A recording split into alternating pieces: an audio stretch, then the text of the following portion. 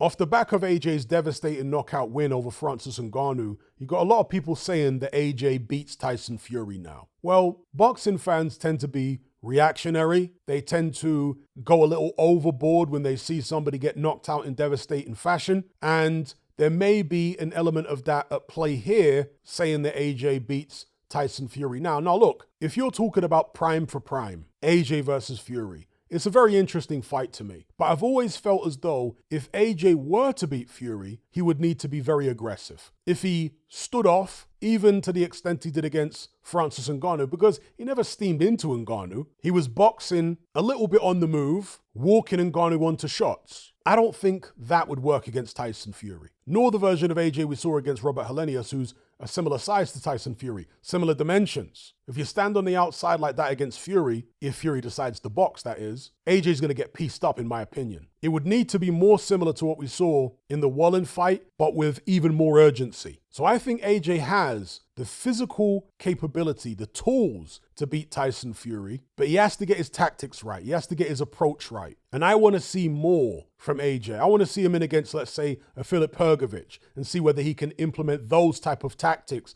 aggressive tactics against him. Then I might be more inclined to lean in favor of AJ in a potential Tyson Fury fight. And of course, Fury has got a lot to prove himself with regards to where he's at physically. Coming off a terrible performance against Francis Ngannou, people like me at least are questioning whether Fury's the same as he used to be a few years back, or whether we're starting to see significant signs of physical deterioration. And if that is the case, then in order for AJ to beat Fury, he wouldn't necessarily have to raise his game as much as I initially thought. So we'll see how Fury fares against Alexander Usyk. But as I always say, the most important thing to understand in boxing is that styles make fights. Boxing is chess, it's not checkers, it's rock, paper, scissors. If I'm thinking about a potential matchup, what I tend to do is scan through a fighter's record and look at the opponents who are most similar to the guy that he's about to face. Francis Ngannou is nothing like Tyson Fury. Otto Wallen is nothing like Tyson Fury. Jermaine Franklin is nothing like Tyson Fury. The closest thing Anthony Joshua has fought to Tyson Fury in recent years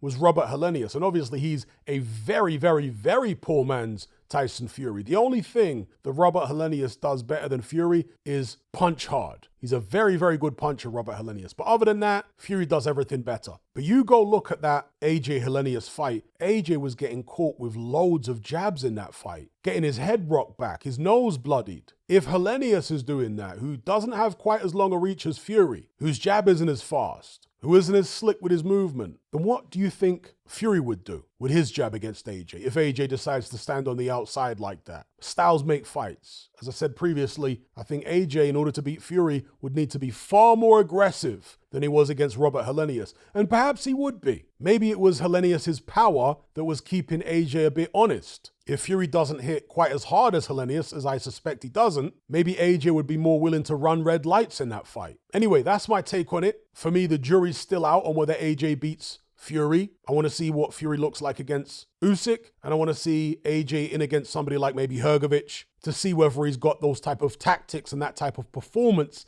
in him at this stage. He's definitely building his confidence. That's in the ascendancy, no doubt. But there are levels to this. And Francis Ngannou, I always saw that as a novelty fight. A good confidence builder in the end and a good PR exercise because loads of fans are really impressed by it. But in order to convince me that he beats Fury, I need to see a bit more against better opposition. That's just my take on it. Give me your take in the comments.